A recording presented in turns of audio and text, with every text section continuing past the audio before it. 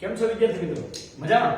ચાલો તો આજનો આપણો લેક્ચર સજીવનો પાયાનો એકમ કોષ લેક્ચર નંબર 3. આના પહેલા બે લેક્ચરમાં તમે કોષ એટલે શું, કોષ વિશેનો પ્રાથમિક પરિચય મેળવ્યો. એ ઉપરાંત કોષરસ પટલ, કોષ દિવાલ અને કોષ કેન્દ્ર વિશેની માહિતી મેળવી. આજના લેક્ચરમાં આપણે કોષની અંદર આવેલી વિવિધ અંગિકાઓ, કોષની અંદર કોષ રસમાં જે વિવિધ અંગિકાઓ આવેલી છે એ વિવિધ અંગિકાઓનો સંપૂર્ણ અભ્યાસ કરવાનો છે. તો કોષ રસની અંદર અંતઃકોષરસ જાળ, કણાભસૂત્ર, ગોલ્ગી કાય, લાઇસોઝોમ, હરિતકણ, તારા કેન્દ્ર આવી ઘણી બધી અંગિકાઓ આવેલી છે. આ બધી જ અંગિકાઓનો આપણે એક પછી એક પરિચય મેળવશું, એમના વિશે અભ્યાસ કરશું. તો આપણી સૌથી પહેલી અંગિકા એટલે કે અંતઃકોષરસ જાળ. આ અંતઃકોષરસ જાળ, હવે જો સમજો, અંતઃકોષરસ, કોષનો અંદરનો રસ અને એમાં રહેલી એક ઝાડ એટલે કે અંતઃકોષરસ ઝાડ, જેને આપણે એન્ડોપ્લાઝમિક રેટિક્યુલમ પણ કહીશું. તો આ અંતઃકોષરસ ઝાડ વિશે જોઈએ તો આ અંતઃકોષરસ ઝાડની આપણે આકૃતિ જોઈએ તો આ અંતઃકોષરસ ઝાડ કોષની અંદર એક છેડે કોષ કેન્દ્ર સાથે જોડાયેલી છે. તમે કોષ કેન્દ્રની રચના ભણી ગયા છો કે ભાઈ કોષ કેન્દ્ર છે એ બેવડી પટલમય રચના ધરાવે છે. એટલે તમે આવી રીતે એનું બેવડું પડ દોરી શકો છો. આ એનું બેવડું પટલમય રચના. કોષ કેન્દ્રની અંદર આપણને ખબર છે કે ભાઈ અંદર કોષ કેન્દ્રિકા આવેલી છે. કોષ કેન્દ્રની અંદર આવેલી રચના કોષ કેન્દ્રિકા. અને કોષ કેન્દ્રની અંદર આવેલું પ્રવાહી દ્રવ્ય જેને આપણે કોષ કેન્દ્ર રસ કહીશું. આ પહેલાના લેક્ચરમાં તમે આ રચના ભણી ચૂક્યા છો. તો આ કોષ કેન્દ્રની રચના, આ કોષ કેન્દ્ર સાથે અંતઃકોષરસ જાળ જોડાયેલી હોય છે. હવે અંતઃકોષરસ જાળ એક છેડે કોષ કેન્દ્ર સાથે અને બીજા છેડે કોષરસ પટલ સાથે જોડાયેલી એક જાળીદાર રચના છે કે જેની અંદર ત્રણ પ્રકારની રચનાઓ આવેલી છે. આવી ચપટી કોથળીઓ જેવી કે જે એક પ્રકારની થપ્પી જેવી રચના કરે. આ જે થપ્પી જેવી રચના છે એ ગોઠવાયેલી થપ્પી જેવી રચનાને સિસ્ટરની કહેવામાં આવે છે.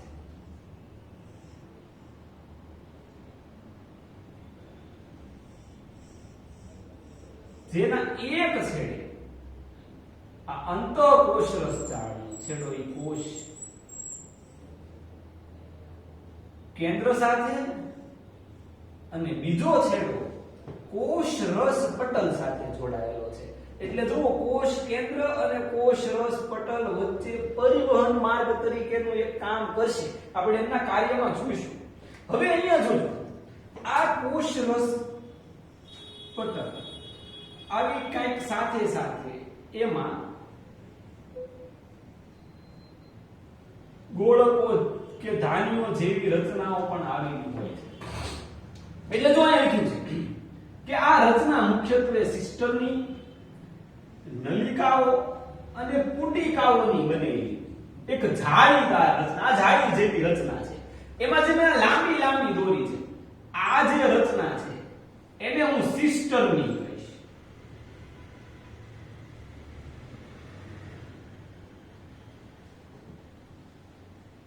આ નલિકાઓ છે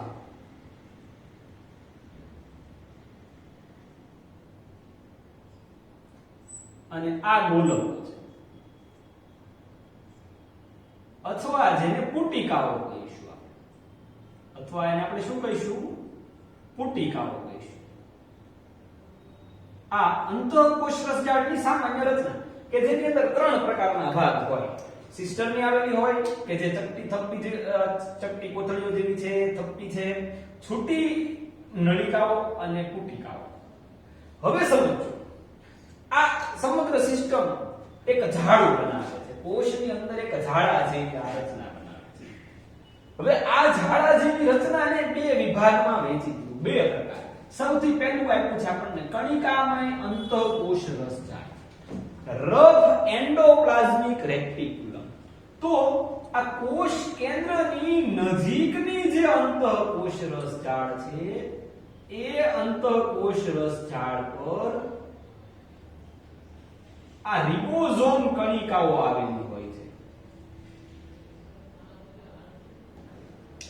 આ શરૂઆતની કોષ કેન્દ્ર, આજે આપણું કોષ કેન્દ્ર છે, બહારનો ભાગ કોષ કેન્દ્ર પટલ, અંદરનો કોષ કેન્દ્ર અને વચ્ચે કોષ કેન્દ્રિકા, એનું નામકરણ તમે કરી નાખજો. આ સમગ્ર રચના કોષ કેન્દ્ર, કોષ કેન્દ્રના નજીકના ભાગ સાથે જોડાયેલી અંતઃકોષ રસજાળ ઉપર રિબોઝોમ કણિકાઓ, જો અહીંયા પહેલું સેન્ટેન્સ લખ્યું છે, સપાટી પર રિબોઝોમની કણિકાઓ આવેલી હોય, પરિણામે ખરબચડી લાગે. તમને ઉદાહરણ આપું, હમણાં જ ગણેશ ચોથ ગઈ, આપણે લાડવા ઉપર શું ભભરાવીએ યાદ કરો? ખસખસ. યા સરસ. તો એ ખસખસના દાણા ભભરાવીએ એટલે લાડવો આપણને ખરબચડો લાગે, નહીતર કેવો લીસો સુવાળો હોય. તો એ ખસખસના દાણા જેવું લાડવા ખાવાનું મન ન કરતા તે ભણવામાં ધ્યાન દો. તો એવી રીતે અહીંયા આ સપાટી પર રિબોઝોમ કણિકાઓ આવેલી હોય જેથી એ ખરબચડી લાગે છે. જ્યારે દૂર તરફ જતા જશો તેમ તેમ રિબોઝોમ કણિકાઓ આવેલી હોતી નથી. એટલે એનો બીજો પ્રકાર લીસી અંતઃકોષ રસજાળ, હમણાં આપણે જોઈએ એના વિશે, સ્મૂધ એન્ડોપ્લાઝમિક રેટિક્યુલમ. હવે સમજો, આ આપણા બે ભાગ, આ શરૂઆતનો જે ભાગ છે એ આપણા માટે RER રફ એન્ડોપ્લાઝમિક રેટિક્યુલમ છે, જ્યારે દૂર તરફનો છેડા તરફનો ભાગ આપણા માટે SER સ્મૂધ એન્ડોપ્લાઝમિક રેટિક્યુલમ છે. તો આ અંતઃકોષ રસજાળની આકૃતિ થઈ. પરીક્ષામાં આકૃતિ પૂછાઈ શકે છે, સાથે લખાણ પણ પૂછાઈ શકે છે, એટલે આ પ્રકારે આકૃતિ દોરતા શીખી જવું. તો હવે સૌપ્રથમ અંતઃકોષ રસજાળના પ્રકારોમાં સૌથી પહેલો પ્રકાર જોઈએ. તો સૌથી પહેલો પ્રકાર, બે પ્રકાર છે આના, રફ એટલે કે કણિકામય અને સ્મૂધ એટલે કે લીસી. તો કણિકામય અંતઃકોષ રસજાળ મેં શરૂઆતમાં કીધું એમ કે ભાઈ સપાટી પર રિબોઝોમ કણિકાઓ આવેલી હોય, સપાટી પર આ રિબોઝોમની કણિકાઓ આવેલી હોય જેના પરિણામે સપાટી આપણને ખરબચડી લાગે. આ રિબોઝોમ ખાસ યાદ રાખજો, રિબોઝોમ ખૂબ મહત્વની અંગિકા છે. આ રિબોઝોમ એ બધા જ સક્રિય કોષોમાં હાજર હોય. આ રિબોઝોમ છે પ્રોટીન સંશ્લેષણ કરવાનું કાર્ય કરે છે. પ્રોટીન સંશ્લેષણ કરવાનું કાર્ય એટલે શું? તો કે પ્રોટીન બનાવવાનું, શરીરની ઊર્જા માટે ખોરાકના ઘટકો પૈકીનો એક ઘટક પ્રોટીન, એ પ્રોટીન બનાવવાનું કાર્ય કરે છે. અને આ જે RER જે પ્રોટીન બનાવે છે, એ જે નિર્માણ થયા છે, જે પ્રોટીન્સ બન્યા છે, એ કોષમાં જરૂરિયાતના આધારે વિવિધ સ્થાનોએ મોકલવામાં આવે છે.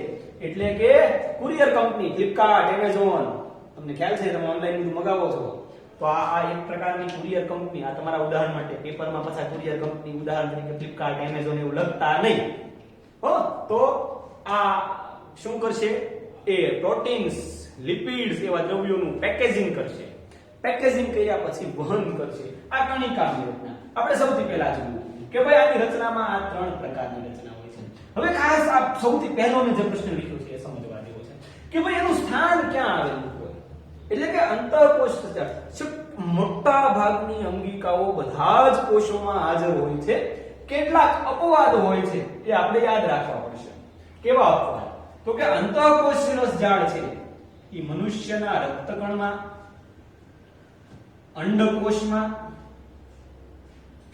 ગર્ભકોષમાં જોવા મળતું નથી. એમાં અભાવ હોય છે. આટલા કોષમાં આનો અભાવ હોય છે. પુરુષોના શુક્રકોષમાં ખૂબ જ અલ્પ વિકસિત હોય છે, જ્યારે બાકીના તમામ કોષોમાં હાજર હોય છે. તો આટલી રચના કણિકામય અંતઃકોષ રસજાળ. બીજો પ્રકાર જોઈએ, લીસી અંતઃકોષ રસજાળ, સ્મૂધ એન્ડોપ્લાઝમિક રેટિક્યુલમ. તો કોષ કેન્દ્રથી દૂરના છેડા તરફની એટલે કે કોષ રસ પટલ તરફના છેડા તરફની જે અંતઃકોષ રસજાળ છે કે જ્યાં રિબોઝોમ કણિકાઓ આવેલી નથી, તેને આપણે લીસી અંતઃકોષરસ ઝાડ અથવા તો સ્મૂધ SER કહીશું. આ SER છે એ ચરબીના અણુઓનું સંશ્લેષણ કરવામાં મદદરૂપ થાય. ચરબી જેને આપણે લિપિડ્સ કહીશું. કોષના અગત્યના કાર્ય માટે એ લિપિડ્સનું નિર્માણ કરે છે. જો ચરબીના અણુનું નિર્માણ કરે એ સાથે સાથે કોષના અગત્યના કાર્ય, કોષના કાર્યો છે કેટલાક, એ કોષના કાર્યો માટે શું કરશે તો કે ચરબીના અણુ લિપિડ્સનું નિર્માણ કરે છે. ખાસ મહત્વનો મુદ્દો યાદ રાખવા જેવો કે ભાઈ પૃષ્ઠવંશી પ્રાણીઓના યકૃત કોષોના સમૂહમાં ઘણા વિષારી દ્રવ્યો અને દવાઓને બિન વિષારક બનાવવાની ભૂમિકા આ SER સ્મૂધ એન્ડોપ્લાઝમિક રેટિક્યુલમ ભજવે છે. એટલે શું કહેવા માંગે છે? આ પૃષ્ઠવંશી પ્રાણીઓ, કરોડ સ્તંભ ધરાવતા પ્રાણીઓ, જે પીઠ સીધા ટટ્ટા રહી શકે, જેને કરોડ સ્તંભ આપણે 7મા પાઠમાં વર્ગીકરણમાં જોઈશું કોને પૃષ્ઠવંશી પ્રાણીઓ કહીશું. તો એ પ્રાણીઓના યકૃત કોષો, લીવર સેલ કહેવામાં, યકૃત કોષો કહેવામાં આવે છે. યકૃત કોષોના સમૂહની અંદર રહેલી આ અંતઃકોષરસ ઝાડ જે વિષારી દ્રવ્યો એટલે શું તો કે ઝેરી દ્રવ્યો, એ ઝેરી દ્રવ્યો આપણા શરીરમાં ઘણા બધા ઝેરી દ્રવ્યો દાખલ થતા હોય છે. એ ઝેરી દ્રવ્યોની આપણા શરીર ઉપર ઝેરી અસર થતી અટકાવવાનું કાર્ય કોણ કરે છે તો આ SER. ઉદાહરણ તરીકે કેટલાક અખાદ્ય પદાર્થો કે જે શરીરને નુકસાન કરે છે, જે ખાઈ નથી શકાતા, એ શરીરની અંદર આપણી મેટાબોલિઝમ પ્રક્રિયા, ચયાપચય જેવી પ્રક્રિયા ઉપર અસર પહોંચાડે છે. અથવા ટૂંકમાં આપણા શરીરને કોઈ પણ નુકસાનકારક ઘટક એવા વિષયુક્ત દ્રવ્યો, ઝેરી દ્રવ્યો, કેટલીક દવાઓ, ઘણી બધી દવાઓ આપણે પીતા હોઈએ છીએ, ટેબ્લેટ્સ, અત્યારે કોરોનામાં તમને ખબર છે આપણે બહુ બધી દવાઓ લેતા હોઈએ છીએ. તો એ બધી દવાઓની કેટલીક સાઇડ ઇફેક્ટ્સ અટકાવવાનું કામ કોણ કરે છે તો કે આ સ્મૂધ અંતઃકોષરસ ઝાડ. તો આપણે બે પ્રકાર જોયા, રફ એન્ડ સ્મૂધ. હવે આ સમગ્ર અંતઃકોષરસ ઝાડનું મુખ્ય કાર્યો જોઈએ આપણે. તો સૌથી પહેલું એમનું કાર્ય છે જૈવ સંશ્લેષણ. હવે તમને એમ થશે આ મેં એક અલગથી મુદ્દો લખ્યો છે. ક્યારેક પરીક્ષામાં પ્રશ્ન પૂછાઈ જાય કે વ્યાખ્યા લખો અથવા સમજાવો જૈવ સંશ્લેષણ. તમે આવું ટેક્સ્ટ બુકમાં કઈ અલગથી ભાઈલું ન હોય એટલે આવીને એમ કહો કોર્સ 12 પૂછાણું છે, એવું નથી હોતું. સમજો આ જૈવ સંશ્લેષણ કોને કહીશું તો કે આ બંને અંતઃકોષરસ ઝાડ દ્વારા આપણે આની પહેલા જોઈ ગયા કે ખરબચડી અંતઃકોષરસ ઝાડ છે પ્રોટીનનું નિર્માણ કરે છે, લીસી અંતઃકોષરસ ઝાડ છે ચરબી એટલે કે લિપિડ્સનું નિર્માણ કરે છે. તો બંને અંતઃકોષરસ ઝાડ દ્વારા ઉત્પન્ન થયેલા આ પ્રોટીન્સ અને લિપિડ્સ આ બંને એ કોષ રસના બંધારણમાં મદદરૂપ થાય છે. કોષ રસ વાળો વિડિયો ફરી યાદ કરો, જોજો, ફરી જોજો કે ભાઈ કોષ રસમાં શું હોય છે મુખ્યત્વે, યાદ કરજો એટલે તમને ખ્યાલ આવશે. તો એ કોષ રસના બંધારણ, તો એ જે કોષ રસનું બંધારણ બનવાની પ્રક્રિયા છે એ પ્રક્રિયાને આપણે કહીશું જૈવ સંશ્લેષણ. તો અંતઃકોષરસ ઝાડનું બહુ મહત્વનું કાર્ય સૌથી પહેલું જૈવ સંશ્લેષણ. બીજું કાર્ય કેટલાક અન્ય પ્રોટીન અને લિપિડ. કેટલાક પ્રોટીન અને લિપિડ ક્યાં વપરાઈ ગયા તો કે કોષરસના બંધારણમાં વપરાઈ ગયા.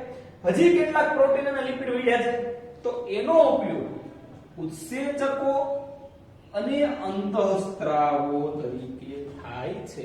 તો અહીંયા પાછા તમારા મનમાં પ્રશ્ન ઉત્પન્ન થયા કે સર અહીંયા નવા બે શબ્દો આવ્યા, ઉત્સેચક અને અંતઃસ્ત્રાવ. આ બંને શું છે તો કે આ ચોક્કસ પ્રકારના દ્રવ્યો છે. અંતઃસ્ત્રાવો વિશે તમને ખબર છે કે આપણા શરીરની અંદરથી કેટલાક પ્રકારના અંતઃસ્ત્રાવો, જેને તમે હોર્મોન્સ કહો છો, એના વિશે આપણે ડિટેલમાં ભણવાનું આવશે આગળના લેક્ચરોમાં. કે અંતઃસ્ત્રાવ ઉદાહરણ તરીકે વૃદ્ધિ અંતઃસ્ત્રાવ, ગ્રોથ હોર્મોન્સ કે જે તમારી ઊંચાઈ વધારવા, તમારી વૃદ્ધિમાં મદદરૂપ થાય છે. તો એ એક પ્રકારનો અંતઃસ્ત્રાવ છે. એવી જ રીતે ઉત્સેચકો. ઉત્સેચક શું છે તો ઉત્સેચક એ એક શરીરની બાયોજૈવિક પ્રક્રિયાને ઝડપી બનાવવા માટે વપરાતો પદાર્થ છે, જે પ્રક્રિયામાં પોતે ભાગ લેતો નથી. જેમ કેમિસ્ટ્રીમાં આપણે ઉદ્દીપક ભણીએ છીએ એમ બાયોલોજીમાં ઉત્સેચક.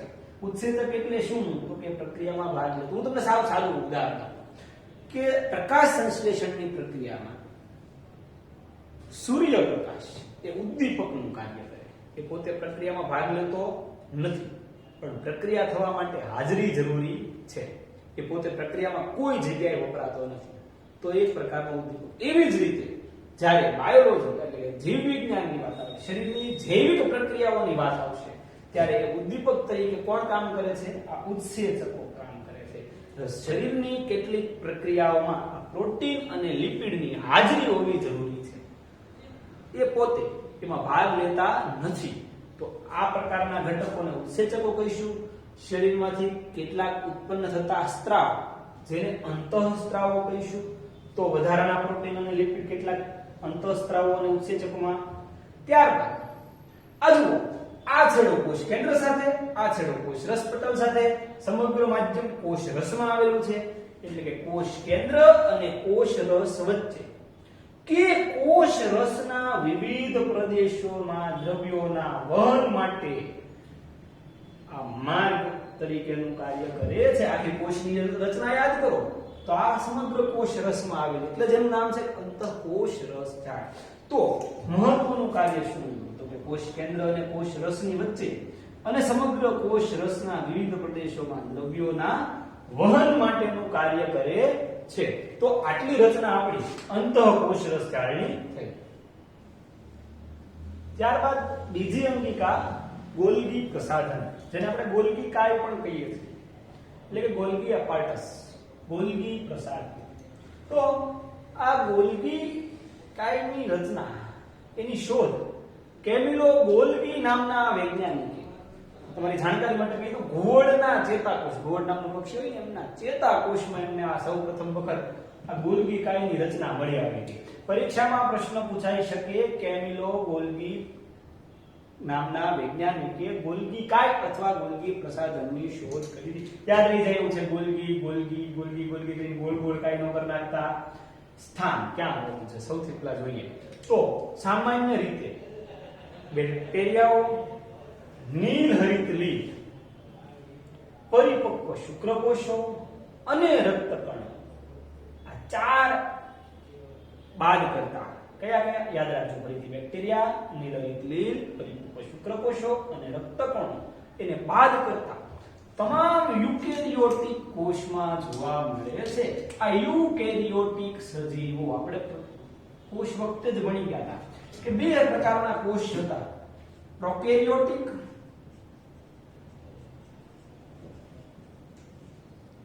અને બીજા યુકેરિયોટિક. આ પ્રોકેરિયોટિક એટલે આદિ કોષ કેન્દ્ર, જ્યારે આ સુવિકસિત કોષ કેન્દ્ર ધરાવતા સુકોષ કેન્દ્રી સજીવો. આ કોષના પ્રથમ લેક્ચરમાં આપણે આના વિશે વાત કરી છે. તો તમામ સુકોષ કેન્દ્રી સજીવોમાં આપણને ગોલ્ગી કાય નામની રચના જોવા મળશે. સૌથી મહત્વનો મુદ્દો પરીક્ષામાં વારંવાર પૂછાઈ જાય એવો કે ભાઈ એની રચના, તો કે અંતઃકોષ રસ જાળમાંથી ઉત્પન્ન થાય છે. જુઓ એની રચના, આ એની રચના છે. મેં આકૃતિ દોરી છે, સરળ છે, તમે દોરી શકો તેવી છે. આ જે થપ્પીઓ જેવી રચના છે, એ થપ્પીઓ જેવી રચનાને આપણે સિસ્ટરની કહીશું. આ થપ્પીઓ જેવી રચનાને આપણે શું કહીશું? સિસ્ટરની કહીશું. જ્યારે બાકીના જે આ ગોલકો છે એને આપણે પુટિકાઓ અથવા ગોલકો કહીશું. તો ફરી અંતઃકોષ રસ જાળની આકૃતિ યાદ કરો, એમાં આવી થપ્પીઓ જેવી ચપટી સિસ્ટરની આવતી હતી, પુટિકાઓ આવતી હતી. તો અંતઃકોષ રસ જાળમાંથી જ ઉત્પન્ન થયેલી રચના એટલે ગોલ્ગી કાય. તે ચપટી છે, જો પટલમય કોથળીઓ જેવી રચના ધરાવે છે, જે ચપટી પટલમય કોથળીઓ જેવી રચના, અને એ પાછી સિક્કાની થપ્પીઓની જેમ એકબીજાની ઉપર થપ્પીઓ જેમ ગોઠવાયેલી રચના છે, એટલે એની રચના થપ્પીમય રચના છે. આ પટલો કેટલીકવાર અંતઃકોષ રસ જાળ સાથે જોડાયેલા હોય છે. અંતઃકોષ રસ જાળમાંથી જ નિર્માણ પામે છે, એમાંથી જ ઉત્પન્ન થાય છે. એટલે કેટલીક વખત એ અંતઃકોષ રસ જાળની સપાટી સાથે જોડાયેલા હોય છે. આ એની સામાન્ય રચના. આ ગોલ્ગી કાયના કાર્ય જોઈએ તો અંતઃકોષ રસ જાળ જે દ્રવ્યો નું સંશ્લેષણ કરે, આપણને યાદ છે અંતઃકોષ રસ જાળ શું કરતું હતું? તો કે પ્રોટીનનું સંશ્લેષણ કરે, લિપિડનું સંશ્લેષણ કરે. એ સંશ્લેષિત કરેલા દ્રવ્યોનું આ ગોલ્ગી કાય પેકેજિંગ કરે. પેકેજિંગ કરે એટલે એનું પેક કરે, પાર્સલ બનાવે. અને ક્યાં મોકલે તો કે કોષની અંદર કે બહાર, જ્યાં જરૂર હોય ત્યાં કુરિયર કંપની. બરોબર, તો કોષની અંદર કે બહાર મુક્ત કરવાનું કામ ખાસ યાદ રાખજો. અંતઃકોષરસ જાળ દ્વારા સંશ્લેષિત દ્રવ્યોનું પેકેજિંગ કરવું, કોષની અંદર કે બહાર જ્યાં જરૂરિયાત છે એ પ્રમાણે એને મુક્ત કરવાનું કાર્ય કરે. ખાસ એન્ડોપ્લાઝમિક રેટિક્યુલમ પાસેથી મેળવેલા રસાયણોમાંથી, જો અહીંયા આની પાસેથી આપણે કયા રસાયણો મેળવીએ છીએ? આપણે એમની પાસેથી પ્રોટીન મેળવીએ છીએ, એમની પાસેથી લિપિડ ચરબી મેળવીએ છીએ. તો એ પ્રોટીન અને લિપિડનું શું કરશે તો કે ગ્લાયકોપ્રોટીન અને ગ્લાયકોલિપિડમાં રૂપાંતરિત કરશે. અંતઃકોષરસ જાળમાંથી આપણને શું મળ્યું? અંતઃકોષરસ જાળમાંથી આપણને મળ્યું પ્રોટીન. એ પ્રોટીનમાંથી શું બનાવશે? ગ્લાયકોપ્રોટીન. અંતઃકોષરસ જાળમાંથી આપણને શું મળ્યું? ચરબી એટલે કે લિપિડ. એમાંથી શું બનાવશે તો કે ગ્લાયકોલિપિડ. તો ગ્લાયકોપ્રોટીન, ગ્લાયકોલિપિડ એક પ્રકારના દ્રવ્યો છે. તો એનું સંશ્લેષણ કરે છે અને આ પુટિકાઓ, આ જે પુટિકાઓ છે, આ પુટિકાઓમાં એનું, આ બધી પુટિકાઓ આ સિસ્ટરની નાની છે એ પુટિકાઓ, એમાં એનો સંગ્રહ કરશે. ખાસ કેટલાક કિસ્સામાં સરળ શર્કરાઓમાંથી જટિલ શર્કરાનું નિર્માણ કરે છે. શર્કરા જે ગળ્યા પદાર્થો છે એને આપણે શર્કરાઓ કહીએ છીએ. તો એમાંય સરળ અને જટિલ, તો હા એમાંય સરળ અને જટિલ આવે. કેટલાક સાદા અણુઓથી બનેલી રચના હોય, સરળ રચના હોય કે જેની અંદર એક જ પ્રકારના એક સરખા અણુઓ આવેલા હોય, એવી જે રચનાઓ છે એને સરળ શર્કરાઓ કહીશું. જ્યારે એક કરતા વધારે પ્રકારના, તો એક કરતા વધારે અણુ નથી બોલતો, પણ એક કરતા વધારે પ્રકારના અણુઓની બનેલી રચના, એ પ્રકારની શર્કરાઓને આપણે શું કહીશું? જટિલ શર્કરાઓ કહીશું. ખાસ અગત્યનો મુદ્દો કે આ ગોલ્ગી કાય છે એ લાઇસોઝોમના નિર્માણ સાથે સંકળાયેલી છે. પરીક્ષામાં ફરી પાછો પ્રશ્ન પૂછાય છે, લાઇસોઝોમના નિર્માણ સાથે કઈ અંગિકા સંકળાયેલી છે? તો કોને કહીશું? ગોલ્ગી કાય. ગોલ્ગી કાયના નિર્માણ સાથે કઈ અંગિકા સંકળાયેલી છે? તો કે અંતઃકોષરસ જાળ. તો આ આપણા માટે બીજી અંગિકા ગોલ્ગી પ્રસાધન. શોધ કોણે કરી? કેમિલો ગોલ્ગીએ શોધ કરી. ક્યાં નથી તો કે બેક્ટેરિયા, નીલરિત લીલ, પરિપક્વ શુક્રકોષો અને રક્તકણો સિવાય લગભગ બધા જ યુકેરિયોટિક કોષોમાં જોવા મળે છે. રચનામાં જોઈ ગયા તો કે ચપટી કોથળીઓ જેવી રચના છે, સિસ્ટરની કહીશું. બાકીની પુટિકાઓ કહીએ. અને કાર્યોમાં ખાસ યાદ રાખશું ગ્લાયકોપ્રોટીન, ગ્લાયકોલિપિડ, પેકેજિંગ, વહન, સરળ શર્કરા, જટિલ શર્કરા અને લાઇસોઝોમનું નિર્માણ. આજના લેક્ચરમાં આપણે આ બે અંગિકાઓ વિશેનો અભ્યાસ કર્યો. બંને અંગિકાઓ વિશે ફરીથી પાછું લખી વાંચી આકૃતિઓ દોરવાની પ્રેક્ટિસ કરશું. ત્યારબાદ બાકીની બે અંગિકાઓ અથવા બીજી અંગિકાઓ વિશે આપણે નેક્સ્ટ લેક્ચરમાં અભ્યાસ કરીશું. ત્યાં સુધી બાય બાય, જય હિન્દ.